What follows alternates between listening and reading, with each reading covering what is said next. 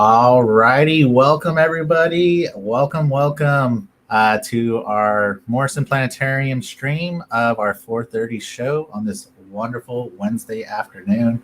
I just want to introduce myself to everybody. My name is Christian. I'm going to be your planetarium presenter, and today we are in for a special treat.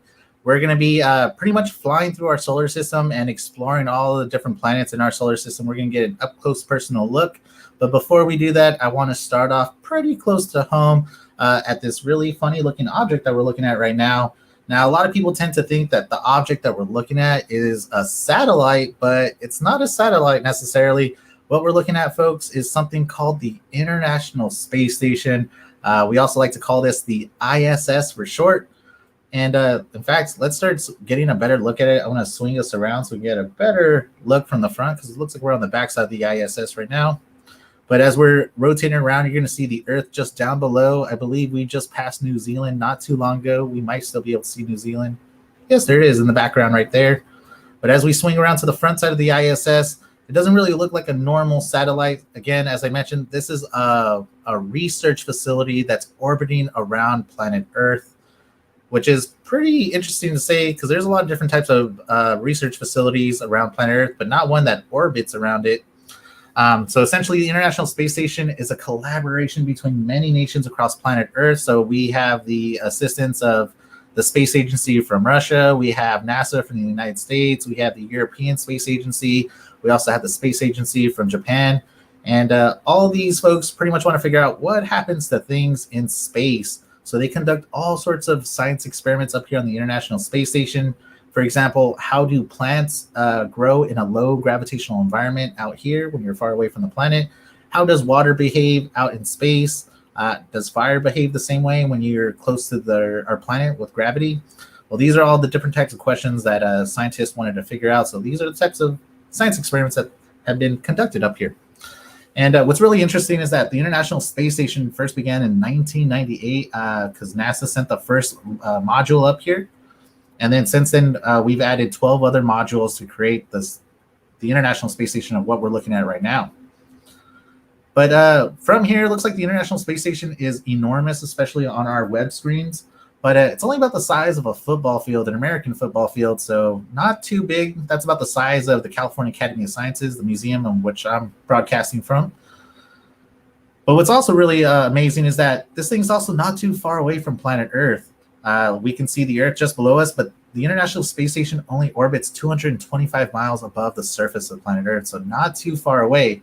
And in order for it to orbit, it needs to go at a whopping speed of 17,000 miles per hour. That's just fast enough so that you don't crash into our planet Earth. You're pretty much free falling, constantly falling around our planet. We also like to call this orbiting around the planet. But not only that, folks, because this International Space Station is traveling so fast, this thing goes around the Earth once every 90 minutes. Woo, that's incredibly fast. Not only that, it also experiences 16 sunrises and 16 sunsets a day. That's very romantic. And just to let you know, folks, this is as far as we put humans into space nowadays, only 225 miles above the surface of the Earth, because traveling into space gets quite expensive. You got to get yourself a rocket ship. And then you got to get rocket fuel for that rocket ship. And you're going to need a whole heap more rocket fuel to get that rocket and the rocket fuel off of the planet. Then not only that, you're going to need to bring a crew, all the life support systems you need while you're in space, and all the food, water, and all the air you're going to be breathing up here as well. So the bill starts to get quite costly quite rapidly. But it looks like we've explored the International Space Station for a good amount. So we're going to start to slowly leave it behind. And as we do so, we're going to see it slowly disappear compared to the Pacific Ocean of our planet Earth. And as we lose sight of the ISS, we have a nice little orange line, which is going to show the position of it. And now we're zooming so far away, now we're able to look at our planet as a whole. There we go. And by the way, folks, I'm not sure if I mentioned this earlier, but the program that we're using here is the same program that we use inside our Morrison Planetarium to do our 4:30 Planetarium show. This program is called OpenSpace. And now what's amazing about OpenSpace is that this is an open source program, which means anybody can go online, OpenSpaceproject.com, OpenSpace.com, and you can download this program on your computer. Just to let you know, OpenSpace is a beta program, which means it's not completely finished. There might be a few bugs and glitches that we might encounter, but that's okay. I'll let you know if we encounter any of them. But again, you can download this program at home, OpenSpaceProject.com. So very fun to fly through the universe. So, and one thing before we leave our planet Earth, I do just want to stress pretty much all the colors that we see on planet Earth. So when we look down on our planet, you notice that there's a whole heap of different types of colors that we notice. For example, we can see the whites of the clouds. We're hovering just above our planets. These clouds are filled with water. And then also as we get closer, we can also start to see the ocean down below, all the blues. So our world is covered in more than 75% of oceans of water. And then, of course, when we look towards the land, we can start to see all the browns from the rocky terrains and also all the greens from the tropical regions where lots of plants and life forms live, like us humans. Now, I just want to stress the shape of it, or the colors that we're seeing on planet Earth, because as we start to explore our solar system, you're going to start to notice that the planets in our solar system don't look anything like planet Earth. In fact, when we fly over to the nighttime, we can start to see all the city lights pop up in the dark. So we can see all of Europe. We can see all the extensive urbanization on the Nile. So lots and lots of city lights right on the river. But now we're going to start to slowly pull away, folks, because now we're going to be heading over to our nearest natural neighbor to us in space, the moon. Now, for me, I personally love the moon. It just has so much significance for us humans here on Earth. Now, we humans have traveled to the moon before, but this was quite a while ago. This was between 1969 and 1972. Excuse me. Sorry about that.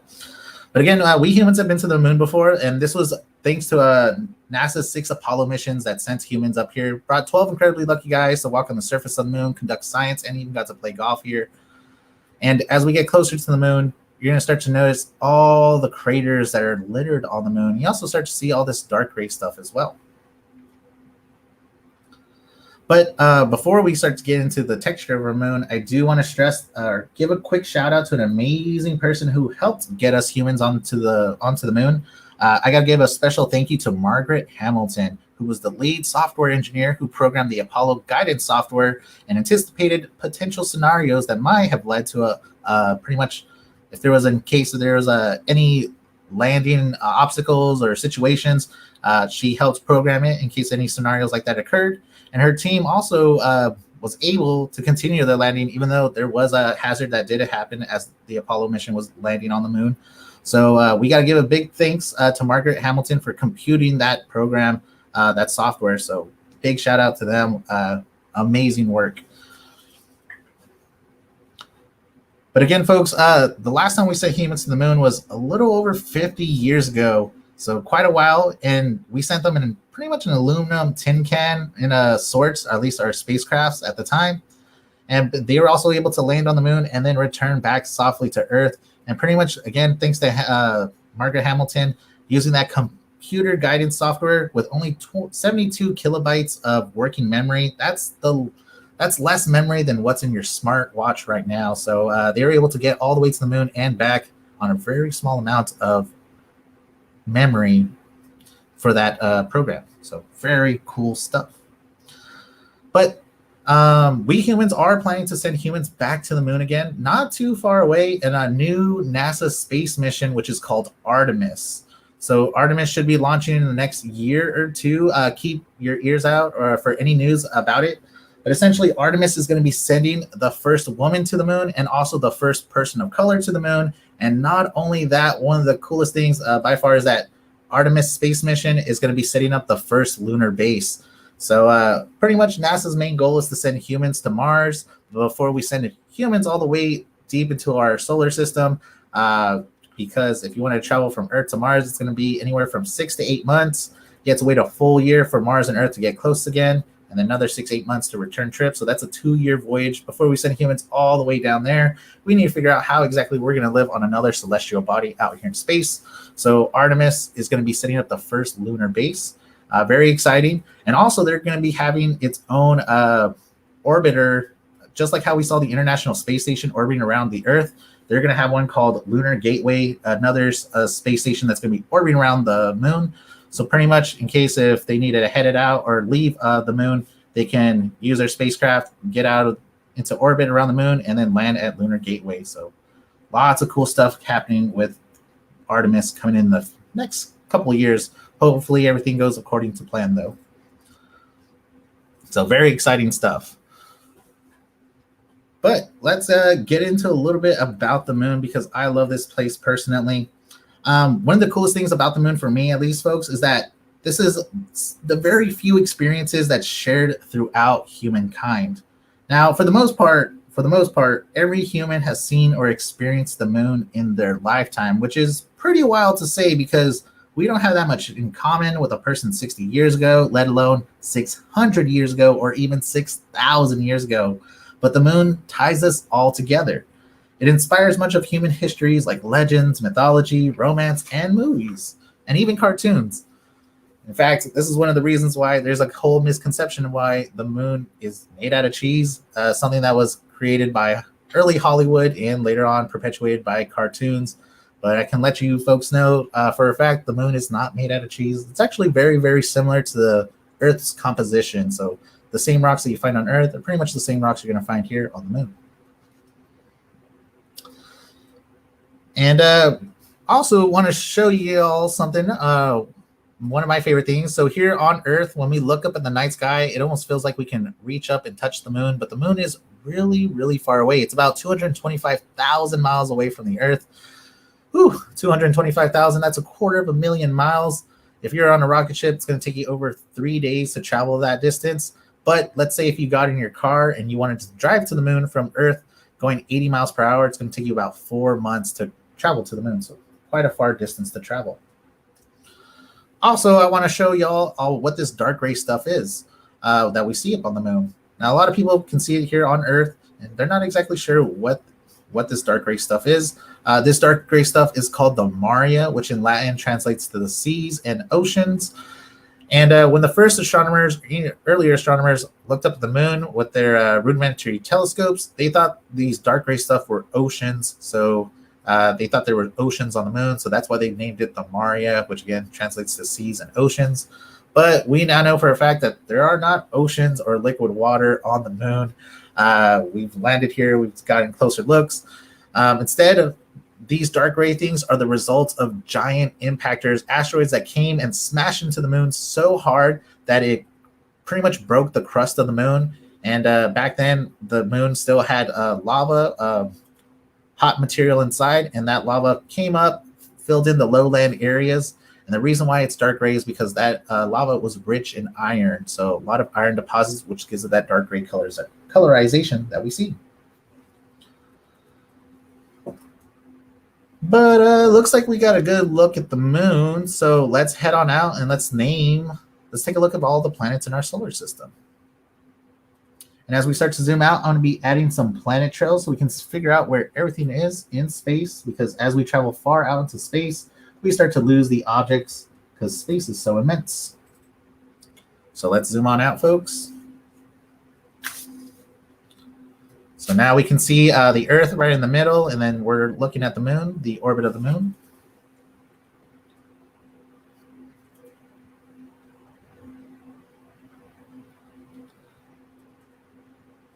And now we can see the nearest star to us, the sun, right in the middle of our solar system. Now, just to let you know, the sun is by far the biggest thing in our solar system. It takes up about 99% of all the material in our solar system. That remaining 1%, that's all the planets, the asteroids that we have at least discovered in our solar system. So the sun, by far the biggest thing, no comparison. And also, the moon or the sun is incredibly far away from us. It's about 93 million miles away from Earth. 93 million miles away. Whew, that's incredibly far. If we were traveling at the speed of light, it would only take about 8.5 minutes to go from the sun to the Earth. So really fast way to travel out in space, traveling at the speed of light. But let's get a little bit closer. I just want to name the planets in our solar system as we zoom on out. So, of course, we have the sun right in the middle. The closest planet to the sun, we have Mercury. And then beyond Mercury, we have Venus. And of course, we have Earth, that's us, the third rock from the sun. And then the fourth, we have Mars. These are all the rocky terrestrial planets. These are places we can actually land a spacecraft on. And then beyond the orbit of Mars, we also have our main asteroid belts. And this is what the asteroid belt would look like if I highlight all of them. Now, one of my favorite things about the asteroid belt that I just recently learned is that it was first discovered in the 1800s by a European, pretty much astronomer association. They called themselves the Celestial Police because they were trying to find a missing planet, which at the time was Ceres. We now have demoted Ceres into a dwarf planet. But very fun fact, the Celestial Police have discovered the asteroid belt in the 1800s. So really fun fact. Oh, yes. We'll take a look at Saturn in just a little bit. I see your message right there, your comment.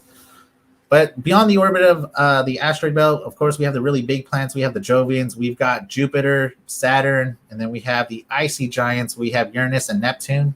So these are the objects in our solar system. And real quick, I also want to add Pluto so we can show folks the orbit of Pluto, which just came on screen.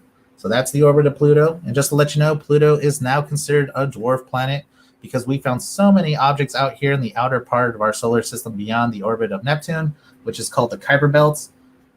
And if you don't know what the Kuiper Belt is, let me show you. And this is the Kuiper Belt, folks. And unfortunately, it looks like I'm flying out of control. There we go. So yeah, again, Pluto in the past used to be considered a planet. But we got really good about learning the outer part of our solar system in 2006. And we found more than 400 objects same size as Pluto. Some of them were way bigger than Pluto, so we couldn't call all this stuff planets. So all the astronomers across planet Earth came together, had a great big meeting, had to figure out exactly what you need to be considered a planet. And one of the criteria is that you need to be so big and so massive that you push all the other objects in your orbital path out of the way. Unfortunately for Pluto, it doesn't clear that definition, and it actually orbits its own moon. So this is one of the reasons why Pluto got kicked out of the Planet Club and now considered a dwarf planet. But let me put the Kuiper Belt away because that's just a whole lot to look at. And I did see a comment that somebody wanted to take a look at Saturn up close and personal. So now we're going to be flying over to Saturn. And by the way, folks, you're more than welcome to type in the comment section what solar system object that you want to take a closer look at. The show that we're doing today is much more interactive. So now we're flying towards towards Saturn. And before we do that, I do want to turn off the asteroid belts because that is a whole lot of data points. We don't want to overwhelm our program. All right, now we are approaching Saturn. There we go. So again, we are now taking a closer look at Saturn. It looks like I'm just down below. Let me orient ourselves correctly. There we go. So Saturn is the second largest planet in our solar system, just right behind Pluto. And this thing is enormous.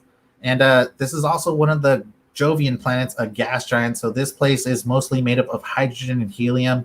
If you're trying to land a spacecraft onto Saturn, well, you're not going to land on anything solid. Instead, you're going to fall through the clouds of Saturn until you go so deep towards the core of this planet that the pressure becomes so immense. It's kind of like when you dive into a very deep, deep pool, the pressure under all that water has a lot of weight.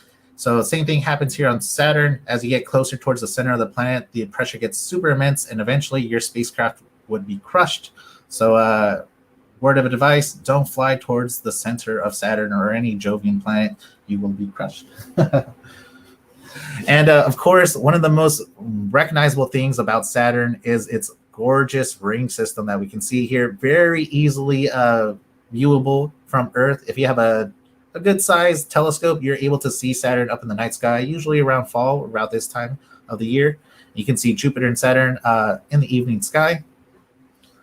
But a lot of people tend to think that the ring system that we're looking at is solid. It almost looks like a blade of a sense, but it's not solid at all. In fact, the ring system is made up of rocks and ice.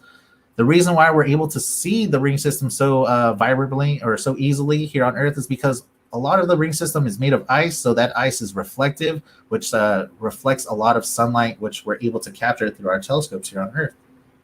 And a lot of people are not too sure, how did this ring system come to be? Well, in order to get a ring system, you need to be a very massive planet. In fact, all the Jovian planets, Jupiter, Saturn, and the icy giants Uranus and Neptune, they all have ring systems, but Saturn is the most prominent of them all. Now, most of these planets are enormous and have really strong gravitational pulls, so they tend to have a lot of moons. For example, Saturn has 82 moons and Jupiter has 80 moons. Now, most of these moons are captured asteroids that happen to be asteroids through the asteroid belt that got launched out, and they happen to get pulled in by one of these Jovian planets.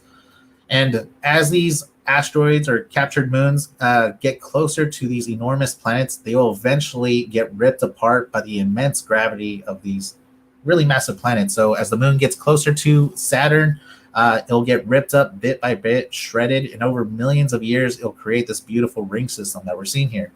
Now, a lot of the ice that we're seeing here comes from a nearby moon that has ice geysers that shoots out, and those geysers do interact a little bit with the ring systems that we're seeing on Saturn. And just to let you know, the ring systems on Saturn aren't going to stay here forever. They will eventually disappear as the inner parts of the rings are slowly falling towards the planet. So they'll start to fall towards Saturn and eventually fall through the clouds and go towards the center. And before we leave Saturn, and again, feel free to put in the comments whatever place you want to head to in our solar system. But I do want to show you one phenomenon that happens on Saturn. So here on Earth, when we see storms like a hurricane of sort, we tend to see a circle. But it doesn't really happen on Saturn, because at the North Pole of Saturn, we have this storm that has 6 sides, a hexagon.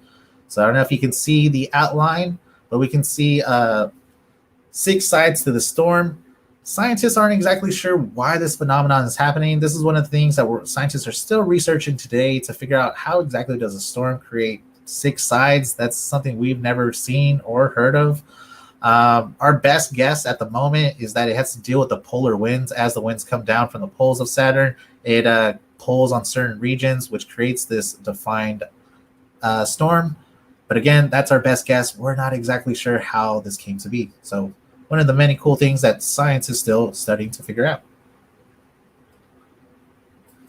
All righty. But let's zoom out of Saturn.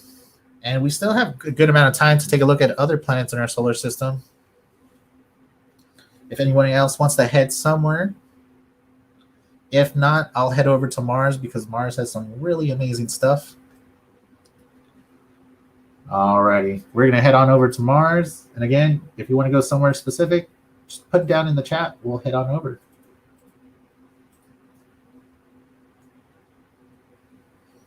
So we're making our way to the farthest rocky planet in our solar system, Mars, just next over to us. It takes about 6 to 8 months to travel all the way out here from Earth. Now, you'll tend to see a lot of news about Mars on either on NASA or in space. A lot of space news tends to revolve around Mars, and it's because Mars is somewhat similar to Earth. This is somewhere that humans could possibly live one day, although it's not as nice as Earth, because here on Mars, it's incredibly cold. A lot of people tend to think Mars is a very hot planet because it's red, but that's a common misconception about this planet. It's not hot. It's actually quite cold. So an average day on Mars on a warm day is about 40 degrees Fahrenheit. And on a very cold day, it's about negative 180 degrees. So these are temperatures that we have here on Earth, usually at the north and south pole of our planet. So we humans can live out here, but it wouldn't be the nicest. Also, Mars is slightly smaller than Earth, and it also doesn't really have much of an atmosphere. It has a very weak atmosphere. And as we're flying around Mars, you're going to notice that there are certain data sets that are still loading in. There we go. But one of my favorite things about Mars is that it has the largest geological features that we have here in the solar system. So right now we're hovering above the largest volcano in our solar system. This is called Olympus Mons. In fact, let me turn off the nighttime so we can get a better look at it.